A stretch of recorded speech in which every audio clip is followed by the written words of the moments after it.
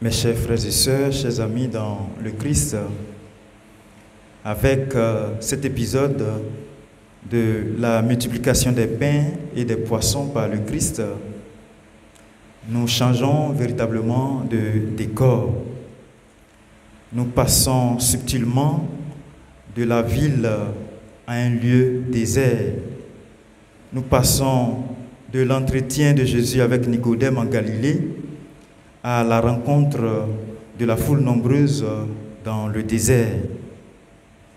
Et Saint Jean, dans ce récit, ne fait pas que nous décrire le ministère public de Jésus, mais à travers l'indication même du signe, il veut mettre en vue l'identité et la gloire du Fils de l'homme. Jésus était depuis quelque temps déjà en Galilée, et sa renommée s'y était bien répandue. Alors, les foules nombreuses qui se formaient vont le suivre pour pouvoir profiter de sa puissance. Dans un rapport à d'autres évangiles, on nous dit qu'à cette occasion, Jésus s'était retiré à l'écart avec ses disciples en leur proposant de se reposer ne serait-ce qu'un tout petit peu. Ici, plus particulièrement, Saint Jean n'en fait pas mention. Dans ce texte de la multitude des pains et des poissons, Jésus prend d'abord l'initiative et met à l'épreuve ses disciples. Il les met à l'épreuve à travers un test de foi. Et ce test de foi met en évidence deux choses essentiellement. La première, c'est l'immensité des besoins ressentis. Et le second, c'est la pauvreté des moyens. Face à ce test de Jésus, les apôtres Philippe et André vont réagir, comme d'ailleurs nous le faisons aussi assez souvent. L'un évalue l'étendue des besoins et avoue clairement à Jésus ne rien pouvoir faire. Et l'autre, c'est-à-dire André, il va mesurer par contre l'insuffisance des moyens et le rapporter au maître. Mes chers frères et sœurs, on se rend bien compte que quand notre Dieu veut opérer un grand miracle dans nos vies et nous délivrer de toute espèce de mal, il place d'abord dans des circonstances apparemment difficiles, voire même impossibles. Que faut-il faire en de pareilles circonstances quand justement nous sommes dans une situation inextricable? Faut-il se tourner vers soi-même et constater ses limites et ses insuffisances? Ou alors, faut-il se tourner vers le Seigneur en lui faisant confiance? Dans cette seconde alternative, il faut bien se disposer à écouter le Seigneur et lui obéir. Car la vraie foi à vivre se résume dans une écoute obéissante de la parole même de Dieu. 5 pains d'orge, la nourriture des pauvres en Israël, et 2 poissons que tenait un petit garçon. Voilà ce que feront ressortir la toute-puissance du Fils de l'homme. Et le psalmiste l'avait déjà signifié en son temps, bien des siècles avant l'époque de Jésus. Je bénirai abondamment ses vivres, je rassasierai de pain les pauvres. Voilà comment Dieu se glorifie.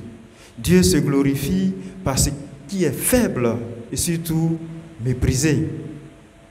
En donnant l'ordre aux disciples de faire asseoir la foule venue à lui, le Seigneur rend grâce et fait distribuer les pains et les poissons bénis par ses mains. Il désire que chacun soit à son aise pour recevoir les bienfaits de son don. Le gaspillage de ces bienfaits n'est absolument pas permis, quand bien même qu'il y a toujours de l'abondance. Et je crois que c'est la leçon à tirer. Il demande à ses disciples de ramasser tout ce qu'il y a comme reste. Tout ce qu'il y a comme reste. Mes chers frères et sœurs, La multiplication des pains ainsi que les poissons est un signe à double titre. Elle est d'abord la preuve de la puissance divine de Jésus. Et c'est pourquoi d'ailleurs, plein de reconnaissance, les Galiléens vont s'accorder à dire de Jésus qu'il est véritablement le prophète qui est venu dans le monde. Leur espérance, quoique fondée sur l'ancienne alliance, correspondait à leur aspiration nationale, celle d'obtenir un libérateur politique et peut-être même un bienfaiteur qui viendrait à leur secours. La multiplication des pains ensuite est le signe qui annonce pour nous l'Eucharistie que nous célébrons dans le quotidien même de notre vie. Et ce sont les détails dans le récit de Saint Jean qui nous guident dans ce sens-là. On a par exemple l'idée de la Pâque. La fête juive était proche, nous dit-on. Et on a aussi la date de la scène et du sacrifice de la croix. C'est Jésus qui prend le pain. C'est Jésus qui rend grâce et c'est le mot de l'Eucharistie. Il les fait distribuer comme il le fera au soir du jeudi saint. L'ordre donné à Philippe de se procurer du pain pour nourrir la foule et celui de la présence des saints apôtres remplissant les 12 paniers des morceaux qui restaient, tout cela fait allusion à l'Église qui est invitée à distribuer aujourd'hui encore le pain de vie aux hommes qui marchent derrière le Christ.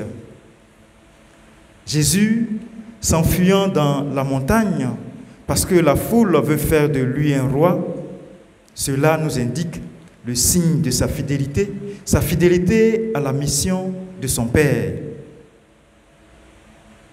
Il le disait ailleurs, « Mon royaume n'est pas de ce monde ». Mes chers frères et sœurs, pour nous qui sommes engagés derrière le Christ, il reste certes un bienfaiteur, un thaumaturge, mais plus que cela, il est Dieu, un Dieu miséricordieux.